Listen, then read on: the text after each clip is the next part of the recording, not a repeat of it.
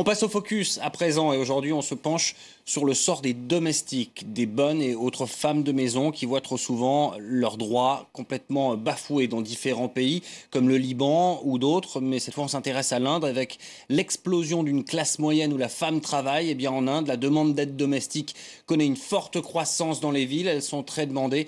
Ces employés voient pourtant trop souvent donc leurs droits bafoués. On leur retire leur passeport confisqué par leurs employeurs. Nos bureaux de France 24 à New Delhi s'est penché sur la question. Voici tout de suite leur reportage. Il est signé Vikram Singh, Mandakini Gallo et Julien Fouchet.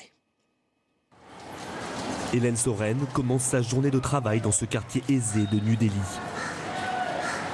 Elle est employée de maison. Elle a 26 ans et cela fait près de 10 années qu'elle a quitté son village.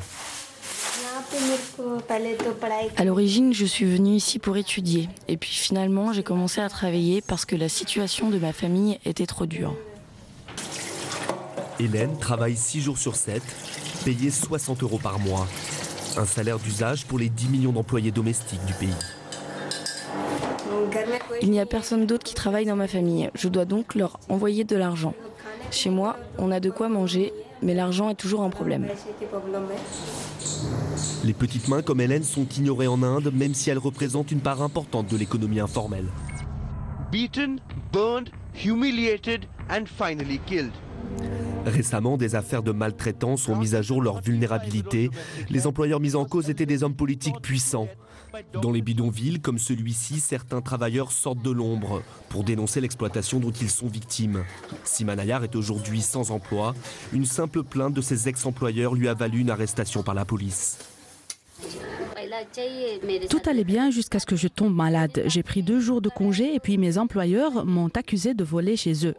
La police les a crus, elle n'écoute pas les pauvres comme moi. En même temps, ça servait à quoi de travailler pour 6 € par mois? Sima doit sa liberté à la vigilance d'une ONG. Ses employeurs, eux, n'ont jamais été inquiétés. Pour certains experts, ces maltraitances prennent leur source dans la structure même de la société indienne. La plupart des gens qui travaillent ici ne viennent pas seulement de familles pauvres. Ils font aussi partie de basses castes. Et c'est l'une des raisons qui explique pourquoi ils sont exploités par leurs employeurs. C'est une mentalité féodale qui ne respecte pas le travailleur.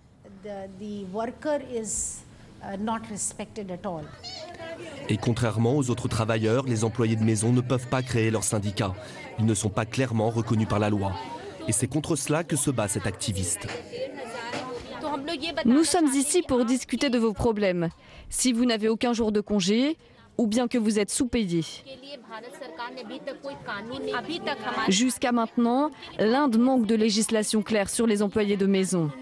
À Delhi, il n'y a pas de salaire minimum ou de sécurité sociale pour eux. C'est cela que nous demandons, des assurances santé et un système de pension. Jusqu'à ce que la loi passe, qui va garantir leurs droits? Un texte sur les employés domestiques que le Parlement repousse depuis quelques années. Petite victoire récemment, ils ont été inclus dans la loi contre le harcèlement sexuel au travail.